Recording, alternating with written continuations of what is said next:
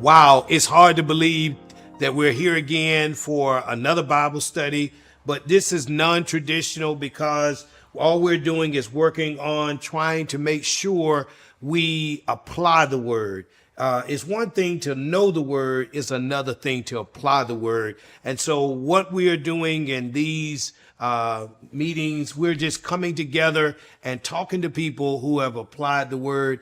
And tonight, I'm just excited about having this young lady that I think I've been knowing now some 20 plus years. We've got our daughter, Jordan Marie, our middle daughter. Hey, Jordan, how you doing today? I'm doing good. I'm doing good. How are you? It's good to see you. Yes, it's been a while. Absolutely, absolutely. Well, Jordan, I want to start off with you talking about how long have you been at Juniper level? I've been at Juniper level. I just found out like 9 years. Well, I knew that I was there for 9 years, but I just kind of reminded that it's been 9 years. Wow, wow, 9 years, 9 great years, and of course you came to Juniper level when you were, really in still at East Garner Middle School. Yes. Absolutely. So, what high school did you graduate from, and tell us that? I figure you want to give a shout out to that high school. I graduated from Garner Magnet Senior High School, 2018, class of 2018, blue and gold. 2018. Wow. So when you were there, Jordan, what were some of the? Did you were you involved in any extracurricular activities? I did soccer for 2 years at Garner. I think that was something that I was into when I had grown up playing soccer, and that was something that I was really big into. And even like maybe I'm jumping the gun a little bit, but even that experience with me playing soccer, I wanted to continue on. But I think what stopped me from playing soccer or continuing to play soccer was I kind of let the other teammates get in my ear to make me feel like maybe I wasn't good enough. So I got in my own head in a sense. And I pretty much kind of like stopped, even though I know I was basically choosing music over soccer, I kind of stopped based off of their opinions. So even though I did soccer, I stopped based off of basically what they thought. And it wasn't necessarily true. And so I guess that was a lesson that you needed to learn, though, that you can't always go on what other people think. Yes. Got it. So anything else? What else were you doing at Garner Magnet School? I was in the French club. I started the French club at Garner. I did that with Miss Awad, which was like my favorite teacher because she just cared for me a lot, and also Miss Miko, she cared for me a lot as well. So I was a French club, and I also was in orchestra, heavily involved in orchestra. Miss Miko, who pretty much just set me on a track from sixth grade until I graduated high school with violin, and kind of just kept pouring into me until I wanted to continue to do it, and then it's matriculated into something even bigger. Me teaching music now. Wow. So soccer, and you talk about French club, starting a French club. So Garner didn't have a French club prior to you coming. No.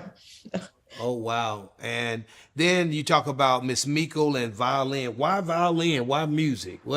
What is it about this thing about music and what got you? You said she kept pouring into you. How did that work for you?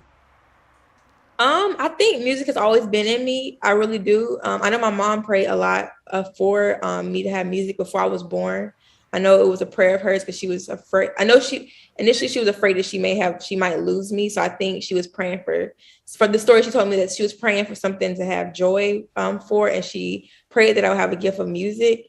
And I just ever since I can remember, I just have always loved music, and music has just been something that I just can't. I don't see myself living without. And violin, I've chose violin just because I think it's extra. I'm a very extra individual. That you are, I have to admit. I like dramatic stuff a lot. So the violin is always going to be playing the upper melody. It's going to be super dramatic. You're going to hear it. You're going to see it. And as a little girl, I just thought that was cool. So I think that sixth grade, I thought that was like the coolest instrument. How important was Miss Meikle, and you even talked about the French teacher? How important were they for you on helping guiding you when maybe you didn't even have a plan? They were super important. And just recently I was thinking back and I was like, I had to, in a sense, apologize to Miss Miko, because I don't ever want to, in any sense, ever say that she hasn't, that I didn't get to where I wanted to go. She did her job 100%. She brought me to a place where I needed to understand that she believed in me. And she told me from the beginning that I would be a lifelong violinist. And I didn't see that. I was just there.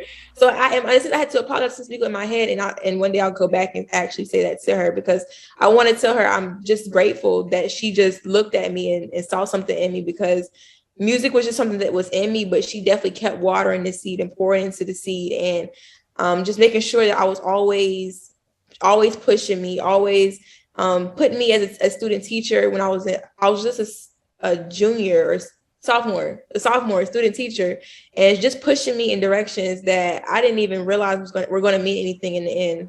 But she kept pushing me and seeing something in me. So she's done absolutely her job 10 times over.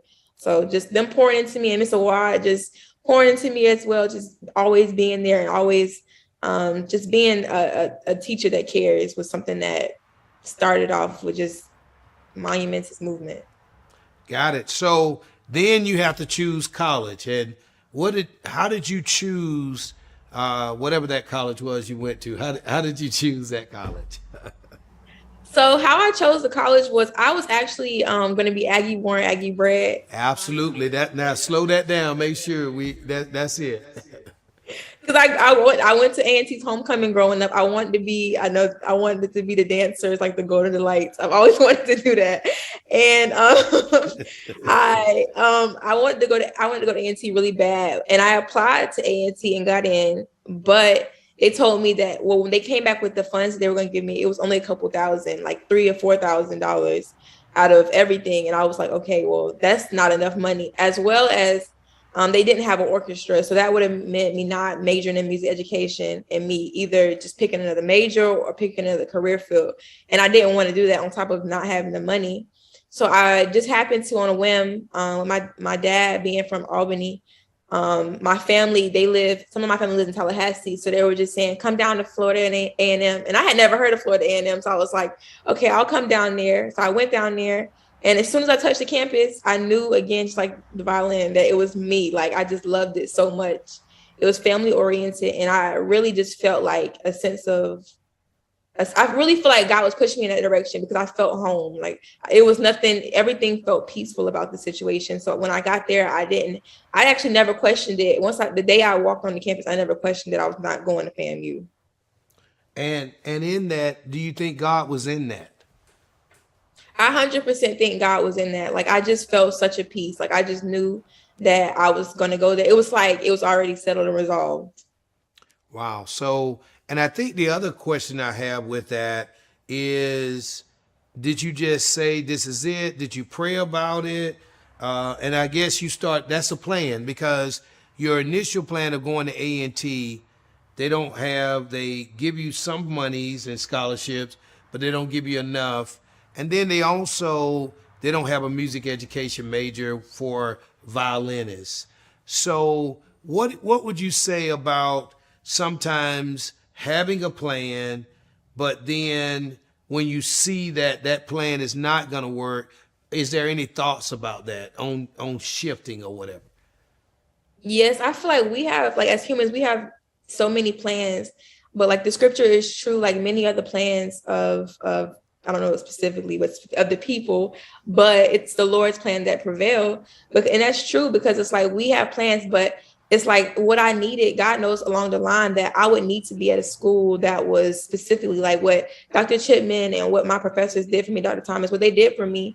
I needed to be in that environment. So he saw it down the road. So even though my plan was to go to A&T, that may not have been what I needed to be the teacher that I am today, or whoever I'm going to become in the future. So I feel like my plan was one thing, but I mean, I don't know. I don't know what tomorrow holds. I don't even know what the next minute holds. I mean, I know what I have for dinner, but that's it. Like he knows everything. So it's just like, I mean, I have plans, but he ultimately is ordering it he's pushing it in a certain direction. And so in that, you didn't try to force the issue. You didn't just say, well, I'm going to go to A&T anyway, no matter what. No, I know, no, because it wasn't peace there. It really wasn't any peace there as well. I felt like there wasn't any peace, and once I got to FAMU, it just felt like, I mean, there are situations where I feel like I have to just stop and just say, okay, God, is this for me? But then, and there are other times where I feel like He has just spoken. It's just it. Wow. And so once you got, okay, I got a plan, I'm going to FAMU, but could you even imagine, in order for all of the work, what else did you have to do? Was it just music education? And I know you got some scholarships from that, but what else, what else worked for you? So my parents, which would be you, they said that I had to go to Florida. Of course, they never wanted to stop me from spreading my wings, but I needed a way to pay for me to go down there.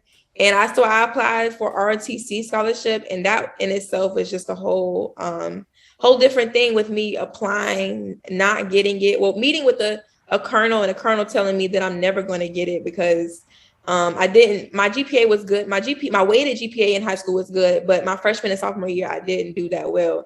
So my regular GPA wasn't that good, and my physical fitness at the time wasn't that good either. So he kind of just made it a point to say, "You're not gonna get it. You're never gonna get it." And I left out of the meeting crying.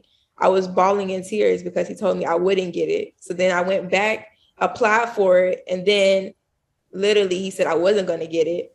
But at that point, I had already remembered that God had told me that, well, I knew that I was going to FAMU, and I knew that I was going to have the way to pay for it. So I remember walking around the house and telling my parents, I got it, I got it. And they would look at me and say, you got it? And I say, no, not yet.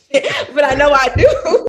And I probably said, Jordan, come on. But I know I do because I honestly knew that God was going to just carry me through it. And even though he said that, I believed it. And after a while, even after I got it, I called my grandma, Willie Mae. I asked her to pray for me. She prayed for me too. And while I was on the phone with her, I don't know the timeline, but while I was on the phone with her, I got a call saying that it was resubmitted. And when it was resubmitted, I ended up getting a 3-year scholarship. So that was fully paid for my rest of my school year. And God actually, if I remember correctly, used another colonel who was actually getting ready to leave from FAMU. Yes. Wow. And then you met people like Lieutenant Colonel retired Lucas. Yes. And what a blessing she was. And so what was a average day like trying to be a music education major? And how, by the way, how long is a music education major? How many years is that usually for the average person? Typically, it's supposed to be, it's a 5-year program through and through, like in and out. 5 years. And is that 5 years with ROTC or just 5 years if that's just flat? That's just your major? 5 years flat. Wow. And so, but you had a plan of 4 years. Yes. The money said 4 years. So your scholarship said 4 years. So what then was a typical day like for you? So a typical day, I'll wake up at 04:45. We had PT in the morning for Army ROTC. So I would get up and we would work out from 5:30 to 7 o'clock. From 7 to 8, we would have time to shower. 8 to 9, we would have class. And then the rest of my day would start for the rest of my classes. But because I was trying to do it in 4, most times I would have classes like either back to back to back to back, or like 4 classes and then have like a night class or something like that. And then we would do it all over again. And as I got closer to graduation, closer to like my junior year and senior year, that's when things kind of like started picking up even more with me having a lot of classes. So, and I think the most classes I ever took was 11 at one time. So 11 classes, but so the average student probably is taking a full load as 12 hours and some take 15. What was your average credit hours load that you were taking? So the highest you can take is 18, but the highest I ever went to was 21 because they overrode it for me to graduate on time. Right. So 21 hours, and you consistently stayed at least 18 the entire time in order to make it happen. Yes, at least 18 or over. So now the plan, were there obstacles in your journey at FAMU? Because now you're taking a 5-year program to make it a 4 years, because that's what the scholarship said, and you're doing ROTC. So were there obstacles? There were so many obstacles, and I can feel myself like, now that I'm sitting back looking at it and talking about it, I can feel myself like my eyes are watering a little bit because there were so many obstacles. Like I remember just not getting what I wanted at first, or not having everything at first. Like I remember not being physically fit as I wanted to be at first. And I remember calling my dad, which is again you, calling my dad saying I didn't pass the PT test, and I was just struggling with physical fitness. I was coming to FAMU. I didn't feel like I was prepared as far as I didn't feel like I was to their level yet. And so it was just like, I just felt completely under prepared. And that was an obstacle in itself, trying to get physically fit, trying to manage the classes, the schedule. And also like violin is a very meticulous instrument. So that's 2 hours of practice every day at the very least. So trying to manage all of that, that was an obstacle in itself. And then I think what also made obstacles for me was that I also struggled a lot with fear.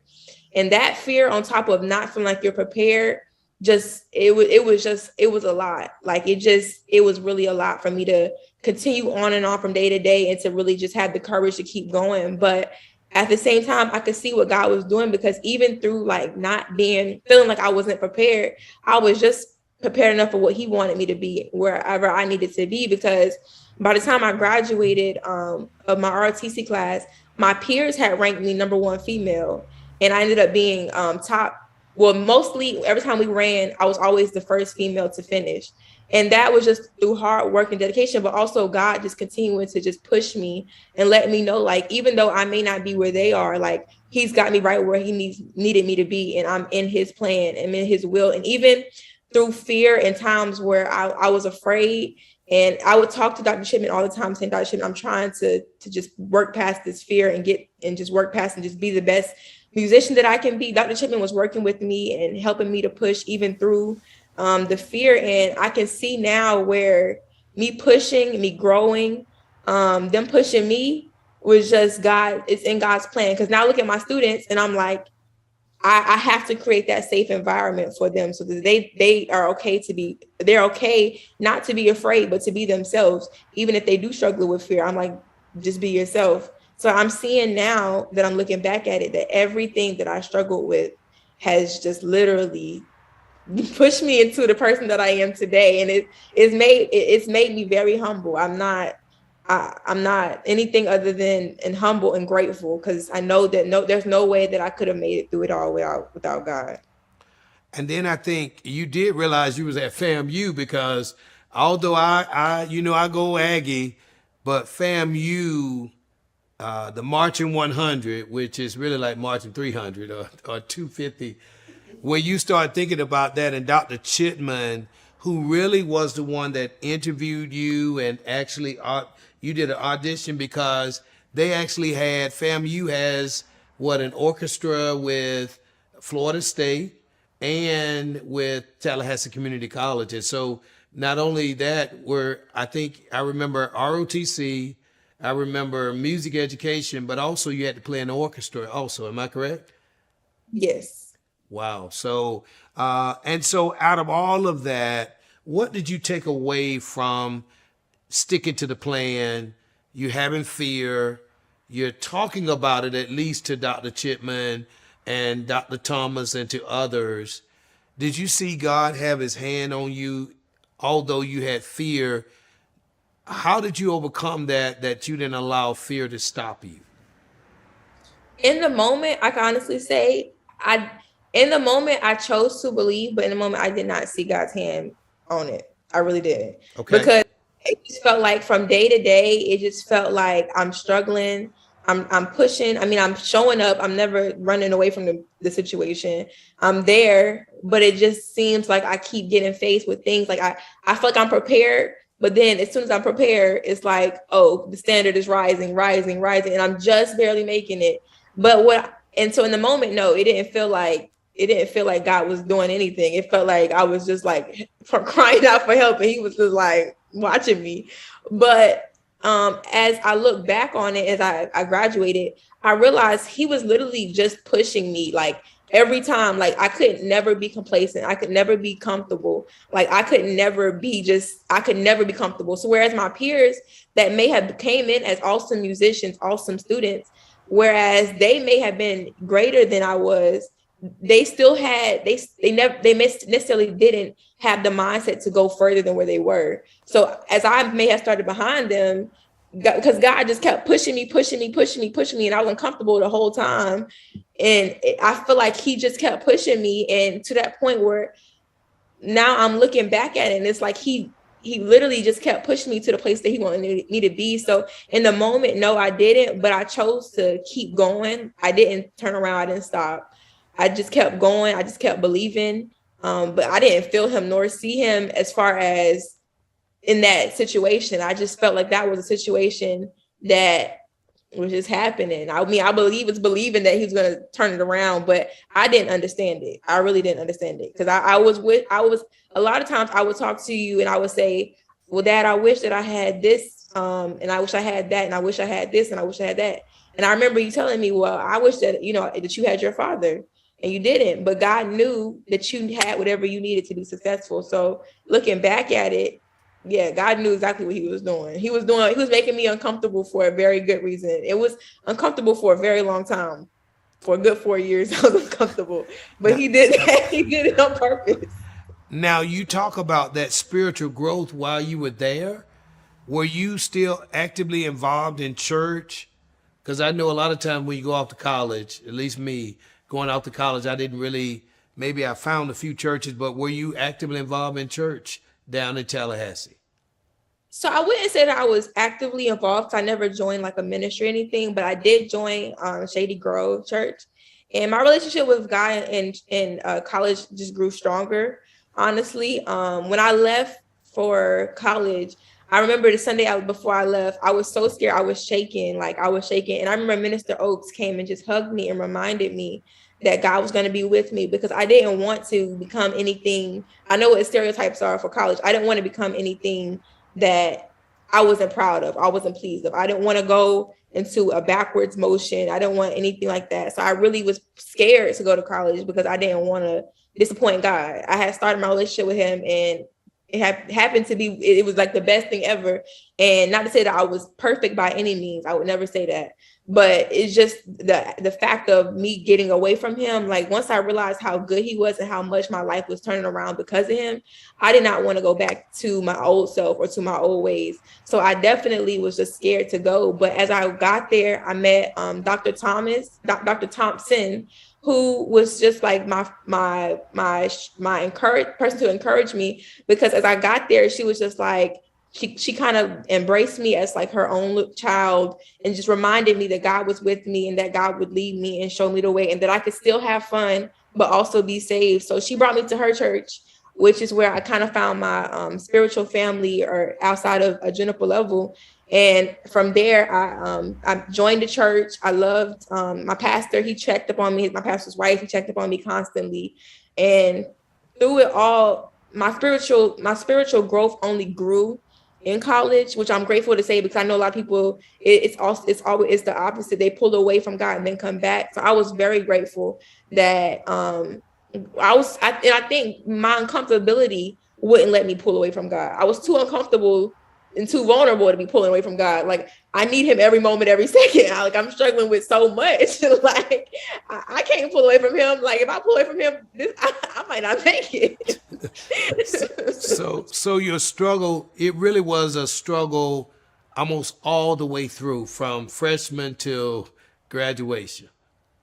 I struggled so bad. I remember the junior year, y'all were concerned for me because I was literally doing homework and crying at the same time. I was crying doing homework because I was so overwhelmed. Like I had 11 quizzes, 11 finals to finish my junior year. And I remember just crying. My face had broken out all over. I had bumps all over my face. It was hard. And I struggled all the way through it. But I'm grateful for the struggle, because he didn't let me pull away from him. he did not let me pull away from him. And everything that I experienced and went through, I didn't always get it right, but I did always keep coming back to him. And now graduation comes. I remember the day, I'll never forget that, with all of you, your older sister Victoria or Matt, when as he navigates through college. But I'll never, April the 30th, but it was the 29th and the 30th, I believe. And so tell me about that. After you've done all the things, you're now certified as a teacher. And how was that, those tests? Did you pass each one every time? No, I just kept struggling. No. I passed the general knowledge test, half of it the first time. The second half I didn't pass. I had to take it again. The second test I had to take, I took once, which was the music test, it was my subject area. I took that once and passed.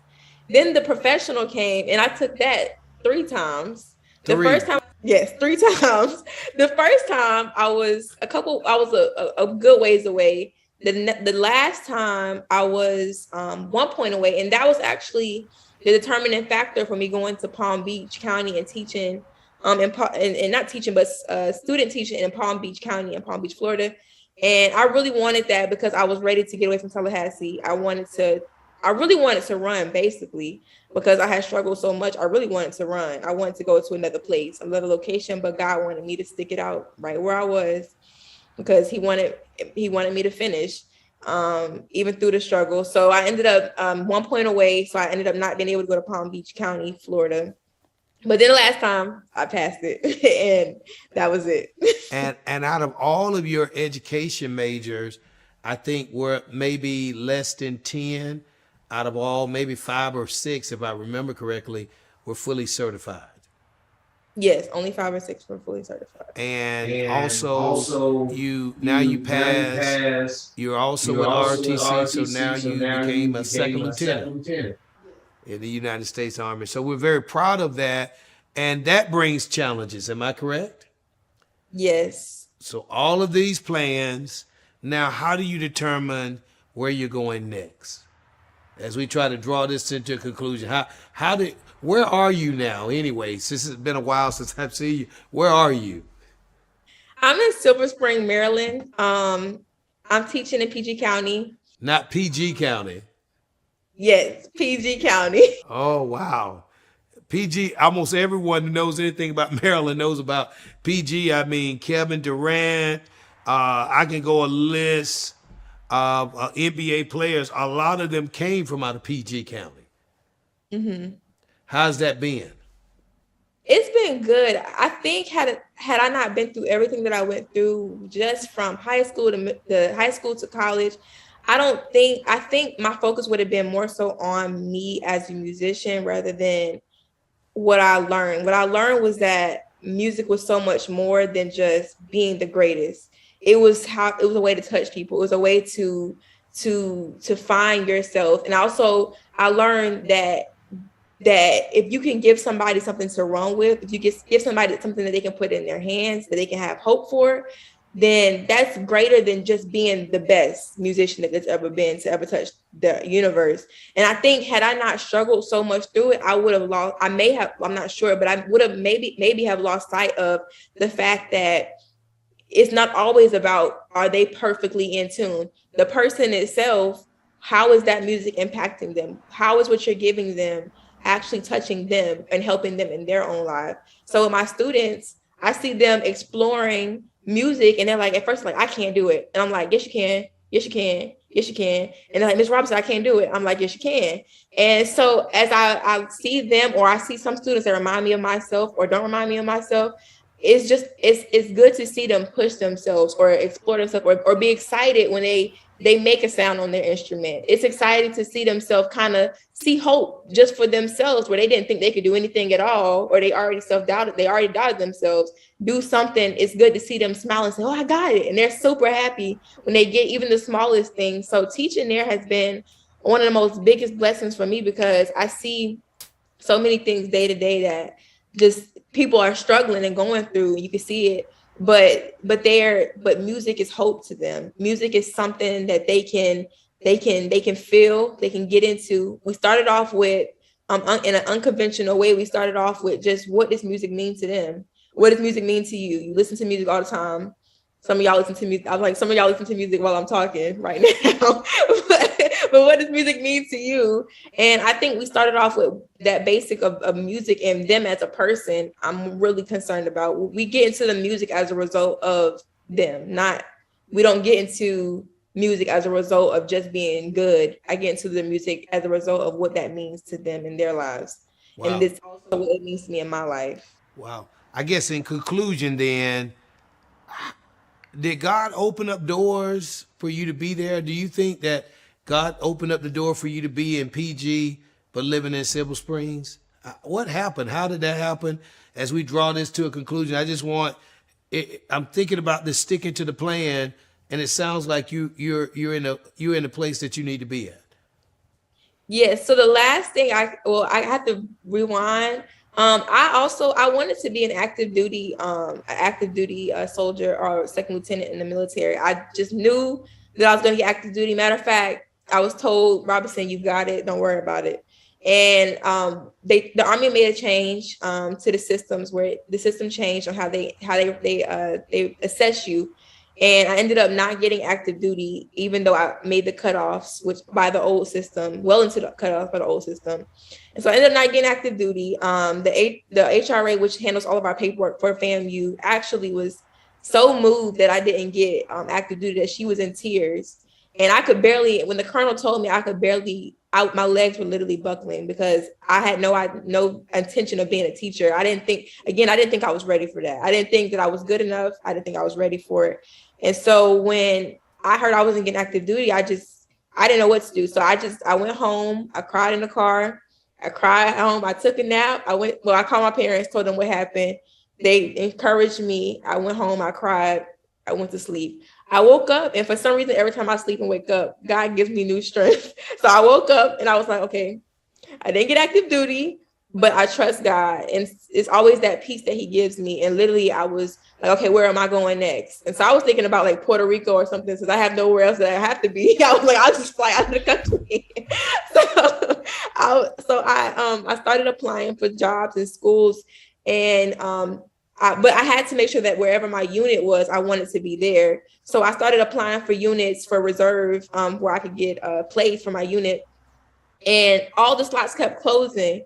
And I was getting upset, because I was just like, God, what is going on? Like, okay, I didn't get active duty. That's fine. But at least let me get the job that I want. Like, I don't know if I want to be infantry. So can I please just get the job that I want, or something that I would like? And he just kept shutting doors until there was only literally one job left. And there were other jobs left, but only one non-combat job left, and that was MP. And the only place that they had that was in Fort Meade, Maryland. And I just said, okay, well, I prayed about it, and again, that piece was there about Fort Meade.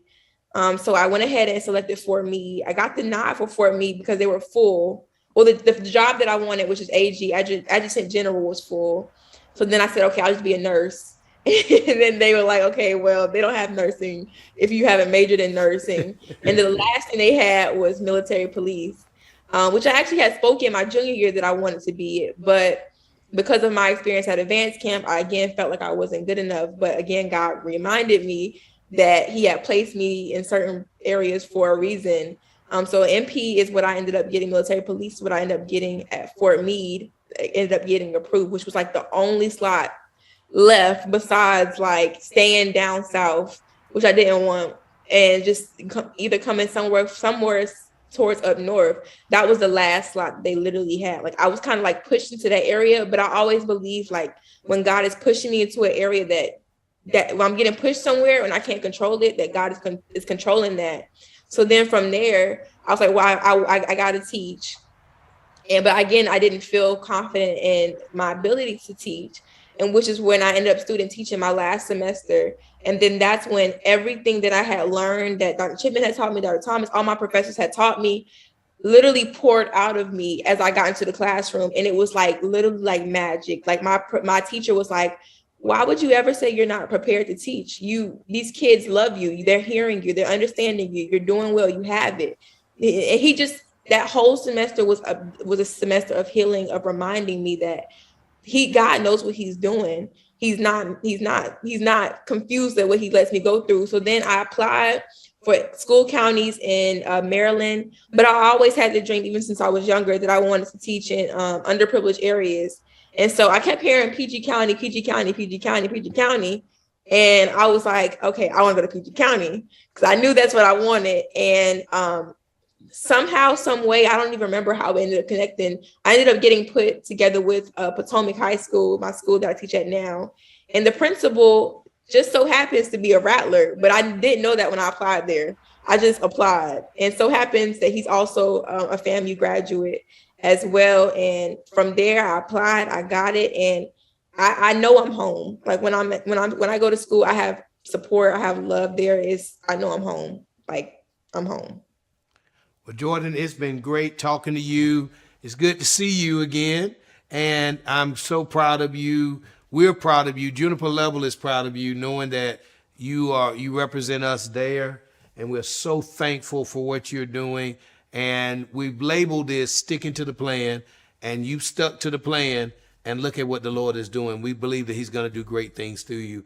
Continue to do what you do. We love you here. And thank you for sharing with us your story and about sticking to the plan. Well, you all, it's been a great night again. We've had Jordan Marie Robinson with us tonight, somebody I know, and on sticking with the plan and applying the word. Sometimes it doesn't work out like you want it to, but it will work out, because we know that all things work together for the good of those who love the Lord. I'll see you next week.